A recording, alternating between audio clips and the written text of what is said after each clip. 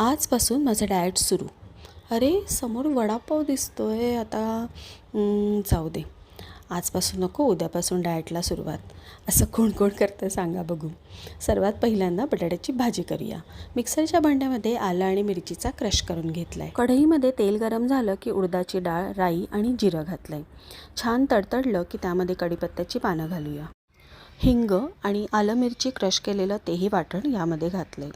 यामध्ये एक मीडियम साईजचा कांदा बारीक चिरून घेतलेला, तो व्यवस्थित परतून झाला की त्यामध्ये चिमूटभर हळद घातली, कोथिंबीर आणि चवीपुरतं मीठ घातले. आता ह्याला सगळ्याला आपल्याला व्यवस्थित गार करून घ्यायचं आहे. फोडणी पूर्ण गार झाल्यानंतर त्यामध्ये उकडलेला बटाटा घातला की त्याला पाणी सुटत नाही, म्हणून या पद्धतीने करायचं. मी हाताने थोडे कुस्करून घेतलेत आणि कोथिंबीर घालून त्याला सगळं एकजीव करून घेतलं आहे. यामुळे ना पूर्ण बटाटा अगदी स्मॅश होत नाही, मध्ये मध्ये छोट्या छोट्या बटाट्याच्या फोडी दिसतात. बटाटा वड्याच्या आवरणासाठी बेसन, तांदळाचं पीठ, मीठ, हळद, लाल मिरची पावडर आणि ओवा थोडा हातावर क्रश करून घातलं आहे. थोडं थोडं पाणी यामध्ये ॲड करायचं आहे आणि याचं आपल्याला बॅटर तयार करून घ्यायचं आहे.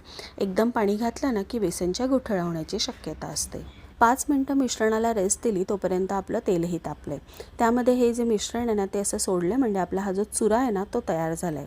मिक्सरच्या भांड्यामध्ये चुरा, लसूण, 2 चमचे शेंगदाण्याचं कूट, लाल मिरची पावडर आणि मीठ घातलं की आपली वडापावची सुकी चटणी तयार.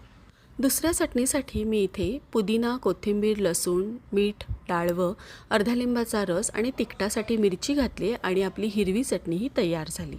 दोन्ही चटण्या इथे तयार झाल्या आहेत. आता आपण गरमागरम वडे फ्राय करून घेऊया. 1 चमचा गरम तेल या बॅटरमध्ये घालायचं म्हणजे वडे अजिबात तेलकट होत नाहीत.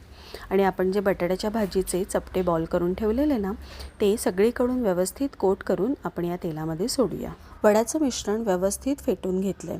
अगदी 2 ते 3 मिनटं याला फेटलं की त्यामध्ये सोडा घालायचीही अजिबात गरज नाही. आपले वडे बघा कसे छान टम्म फुगलेले आहेत आणि तेलकटही अजिबात झालेले नाही आहेत. वडापाव खाण्यासाठी सीझनची काहीच गरज नाही. कुठल्याही सीझनमध्ये ते छानच लागतात, हो की नाही? तुम्ही पण नक्की करून बघा आणि कसे झाले ते मला कमेंटमध्ये सांगा.